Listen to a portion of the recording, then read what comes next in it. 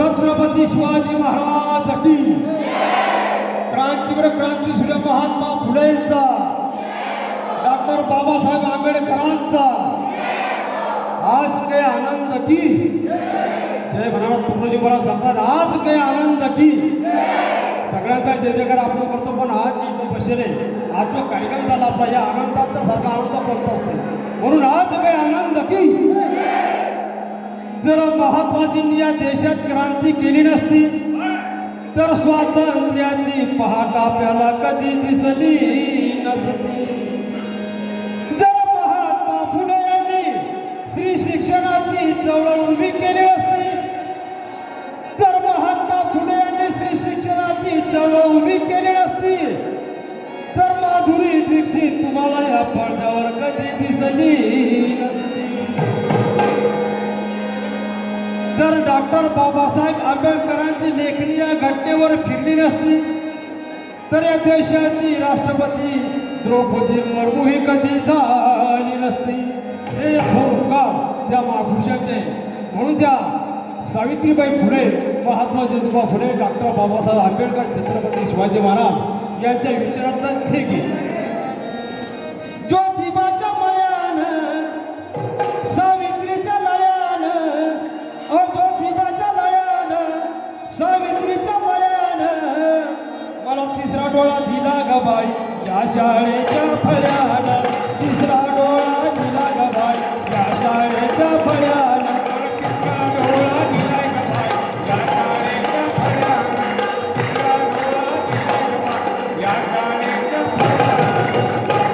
मी सदैव राहील मुनी अशी एक माळ्याची करणी, अशी एक माळ्याची करणी, अशी एक माळ्याची करणी. या करणीमुळेच बाई फुले हिरवी हिरवी धरली. या करणीमुळेच बाई फुले हिरवी हिरवी धरली.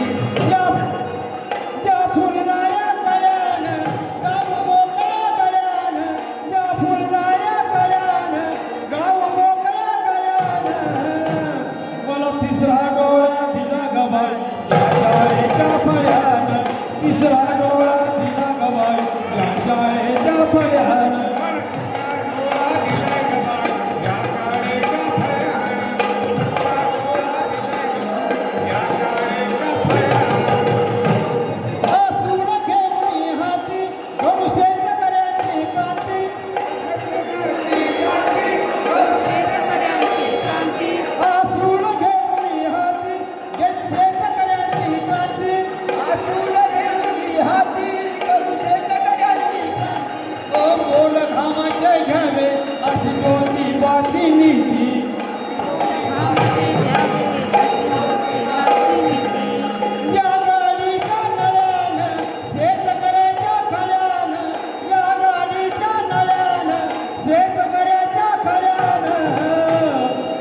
तिसरा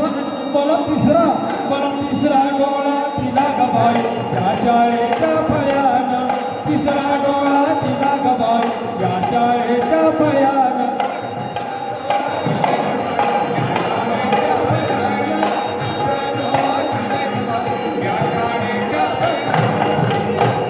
अज्ञानपणाचं फुलं हेच दारिद्र्याचं मुळं,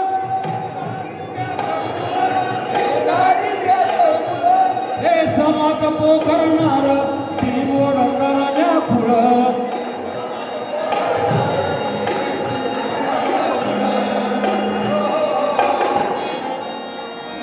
या कष्टाच्या विळ्यानं, या कष्टाच्या विळ्यानं गाव ज्ञानाच्या मळ्यानं मला तिसरा डोळा दिला ग बाई या शाळेच्या फळ्यानं.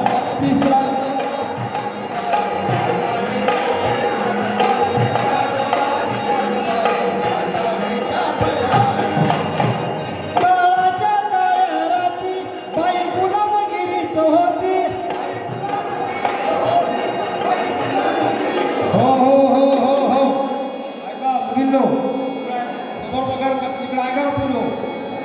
शाळेतल्या पूर्व सगळे तुम्ही गप्पा मारल्या. जर सावित्रीबाई फुलेनं पहिली शाळा काढली नसती तर तुम्ही इथं आल्याच कशाला असता. हे ध्यानात या टाळ्या वाजत त्या बाईबद्दल पाहिजे. सावित्रीबाई फुलेचं नाव टाळ्या वाजवतो. बोला सावित्रीबाई फुलेंचा.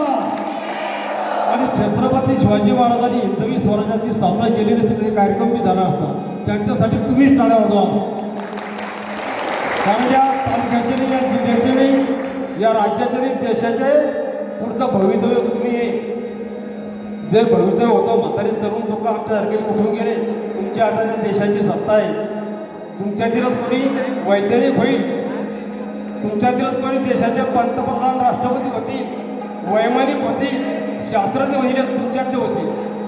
म्हणून एक कोणी कुणाच्या आईच्या पोटातून पडल्या सगळं पण तुमच्यातून होणारी मंडळी.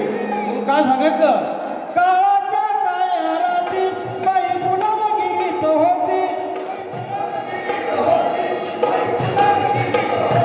हो तेव्हा सावित्रीनं दिली पुस्तक पाठी हाती.